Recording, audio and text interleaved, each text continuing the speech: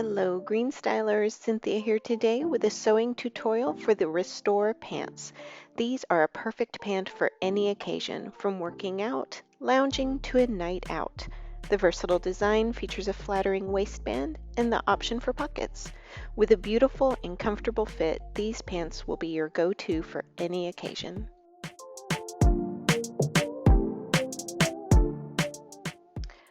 Cut piece P1 front main. If you are using the pocket, cut along the pocket cut line here and be sure to mark both notches. Cut 2 P1 as mirror images. Piece P2 is the back main piece. Be sure to cut along the gusset cut line if you're making the gusset. Cut 2 back main as mirror images. If you're making the optional pocket, cut 2 of piece P3 as mirror images, making sure to mark the notches. If you're using the gusset, you'll need to cut piece P4, the optional gusset, cut 2 as mirror images. For the waistband, you'll need pieces C1 and C2, the front, outer, and inner waistband. Cut the outer from your main fabric. Cut the inner from either the main fabric or your lining fabric. Choose between a mid-rise or high-rise waistband. In addition, you'll need pieces C3 and C4, the back outer and back inner waistband, again cutting the waistband height of your choice. If making the pockets, you'll need to cut piece C5, the pocket band. There are 2 of these, cut as mirror images, and make sure to mark the notches.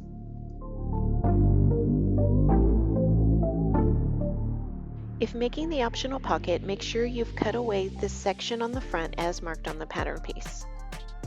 Then fold the pocket band in half lengthwise with wrong sides together. Pin in place matching notches.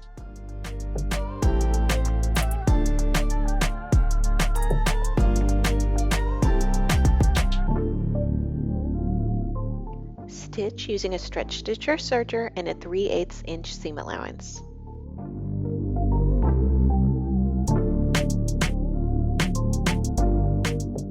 Fold the band up and the seam allowance down and top stitch using a zigzag, twin needle, or cover stitch. Now that the pocket band is top stitched, we'll bring over the pocket piece. The pocket piece will be top stitched in place right along this curve.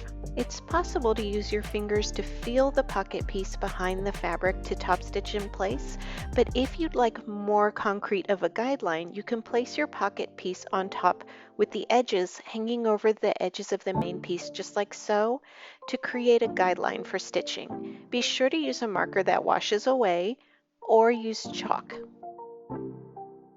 Now place the pocket behind the front piece, making sure to line up the notches. Pin in place along the top and side edges of the pocket as well as the long curved edge.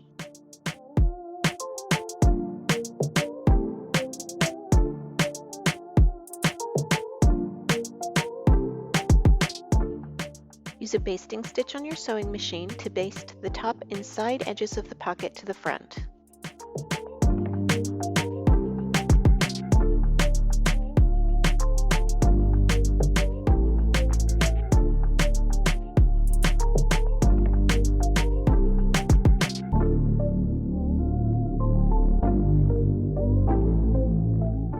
Then use a zigzag, twin needle, or cover stitch to top stitch the curved edge of the pocket in place.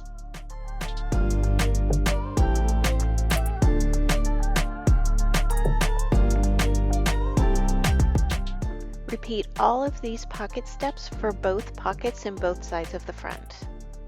Once done, bring both front pieces to the table and lay them with right sides together, lining up the front center seam. Clip or pin in place, and stitch with a stretch stitch or serger and a 3/8 inch seam allowance.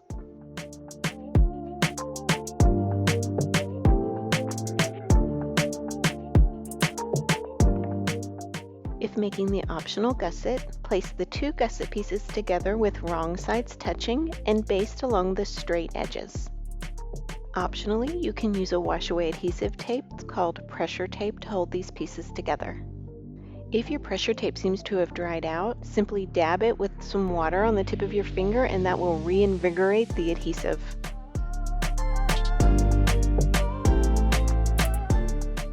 If you haven't already, cut the gusset cut line edge off where indicated on the back piece. Then place the gusset on the back piece with right sides together as shown, pin in place in preparation of stitching with a 3/8 inch seam allowance. I went ahead and basted the gusset in place to show you where that stitch line will be. This is not necessary, but it may be something you'd like to do if you are new at stitching gussets and feel a little uncomfortable stitching it on in one go. I prefer to begin serging my gusset from about 1.5 inches above the gusset and then making my way to a 3/8 inch seam allowance by the time I arrive on the gusset. There you can see it's not quite a 3/8 inch seam allowance, but it is by the time I get to the gusset. You can also start stitching from the bottom if you prefer. You can optionally top stitch the edge of the gusset there to make sure it's nice and flat on the inside. The seam won't pop up. Push the seam allowance away from the gusset and then you'll top stitch right outside of the gusset seam line. If you choose to top stitch, just make sure your top stitching only goes to the top of the gusset and not beyond. Now we will stitch the back center seam. If you are using the gusset, make sure you cut on the gusset cut line right at the bottom of that center seam. Bring over the other back piece. If you're using a gusset, this one will have the gusset. Place the two with right sides together and make sure that gusset is pulled open. At this point, you'll notice a small twist in the fabric. The edge connected to the gusset wants to be pointing in towards the pant, and the raw edge wants to be pointing away from the pant. You can either just press and clip it down, or you can carefully snip into that seam allowance to help neaten that transition. Just make sure that you snip immediately above the gusset and that you snip only into the seam allowance.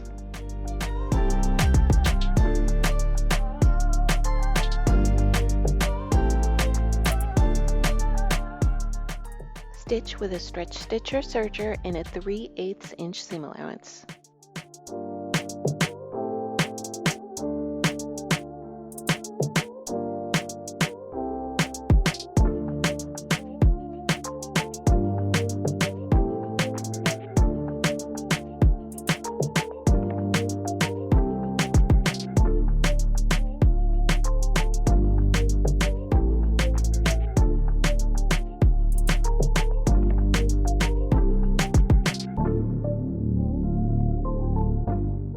Check your gusset, make sure the second stitch crossed over the first so that you have a nice closed area. At this point you can top stitch the other side of the gusset using a zigzag, twin needle, or cover stitch.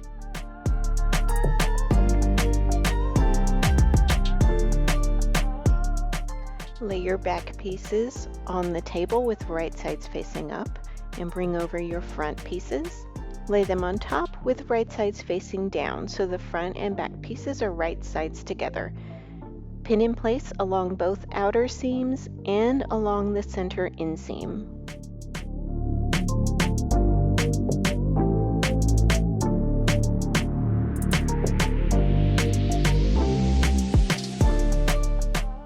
Stitch using a stretch stitch or serger in a 3/8 inch seam allowance.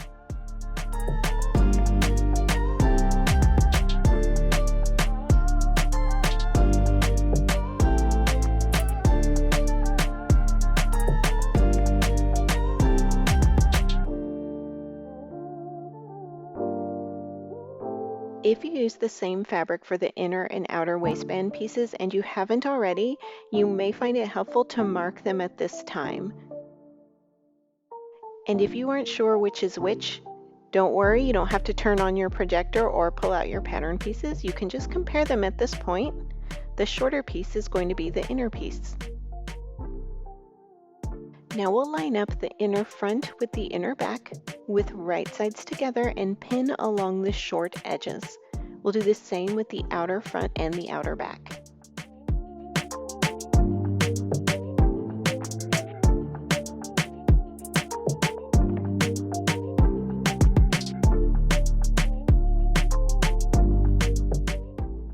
stitch using a 3/8 inch seam allowance.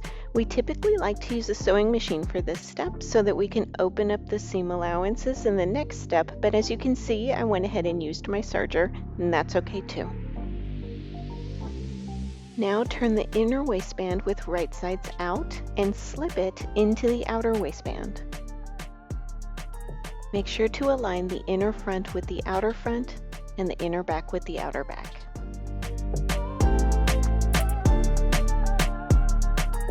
Pin or clip in place along the top edge.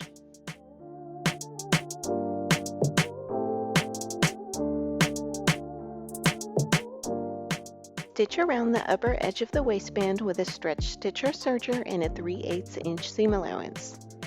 Optionally, you can add some clear elastic to this seam. And here's a quick tip for those of you using a serger for the first time. If you're serging in the round, you'll need to serge past the beginning of your stitch in order to get to that 3/8 inch seam allowance. Turn off your knife and stitch a couple of inches past the beginning of your stitch, and that will close your stitch and give you a nice smooth seam allowance all the way around. Now turn the waistband right sides out. At this point, I recommend lining up and basting the bottom of the inner and outer waistband edges together. It's not necessary, but it'll make attaching to the pants a little easier. Now lay your pants on the table with the back side facing up and with right sides facing out. Bring over the waistband inside out. So as you can see, my inner waistband is facing outward and my outer waistband is on the inside. Slip the waistband onto the pants so that the right side of the pants and the outer waistband are touching.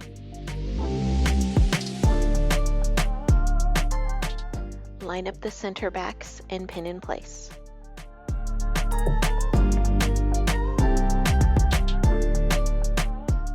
Bring these pieces over to your sewing machine and, with the raw edges aligned, position the center point under the needle and drop the needle 3/8 of an inch away from the raw edge.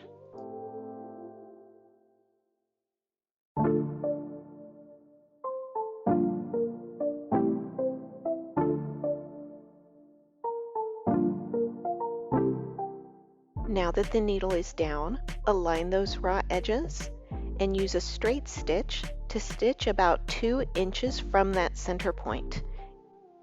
Backstitch at the beginning and end of your 2-inch long stitch.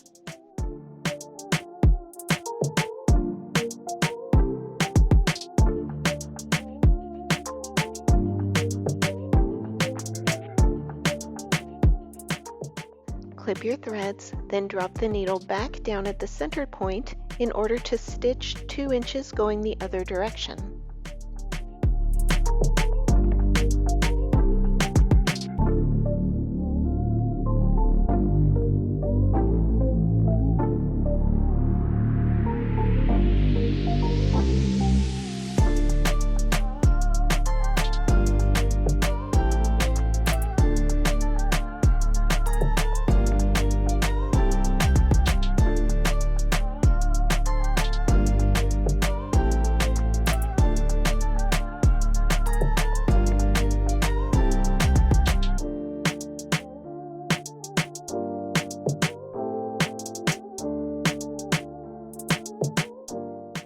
Check your V-point from the outside, and once you're satisfied, clip the center point as represented by this red line, being careful to not snip the seam. Now you can pin or clip the remainder of the waistband and pants together, lining up the center front and the side seams. If using a serger, you'll stitch straight on just like so. If using your sewing machine, simply continue the stitch from the point where you ended your straight stitch, but now you'll be using a stretch stitch. And when you return to that back center point, you'll stitch straight off in the same manner that you stitched straight on. Fold the waistband up and top stitch with a cover stitch or stretch stitch if desired. Hem the bottom edge of the legs by turning up the raw edge 1 inch toward the wrong side.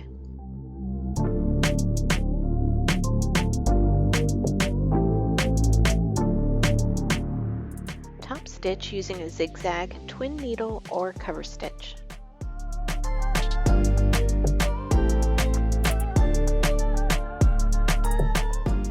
And congratulations, you are all done with your Restore pants. Please share your photos across social media using hashtag GSRestorePants. We can't wait to see your makes. Happy sewing from all of us at Greenstyle.